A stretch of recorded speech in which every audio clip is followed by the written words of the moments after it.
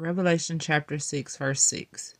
And I heard a voice in the midst of the four beasts say, A measure of wheat for a penny, and 3 measures of barley for a penny. And see thou hurt not the oil and the wine.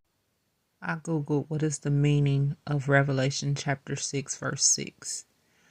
Revelation 6, verse 6 describes a period of severe famine and economic hardship symbolized by the third horseman on a black horse. It signifies the basic foodstuffs like wheat and barley will be extremely scarce and expensive, with a single day's wages buying only enough to survive, while luxury items like oil and wine are to be spared from immediate damage. This passage highlights the devastation of scarcity that follows war and represents a time of extreme poverty and hunger. Famine and economic collapse. The verse points to a catastrophic famine where basic necessities become incredibly expensive. A single day's wage of Darius would buy only enough wheat to survive for one person or enough barley to feed 3.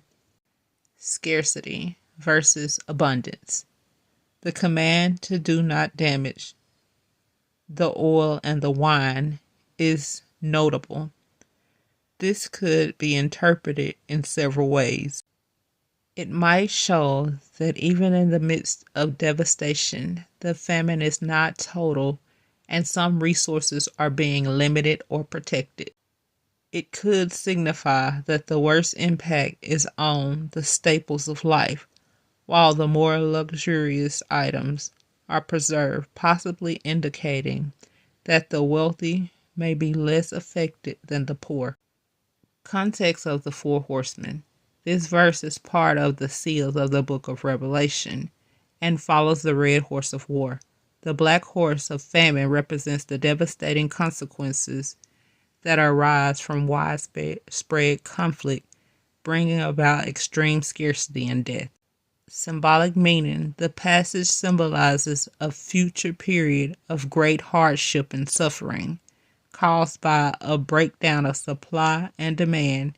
It serves as a warning about the consequences of societal collapse and a call to appreciate what is essential for life. Does this sound familiar? May the Lord add a blessing to the reading of Revelation chapter 6, verse 6, KJV.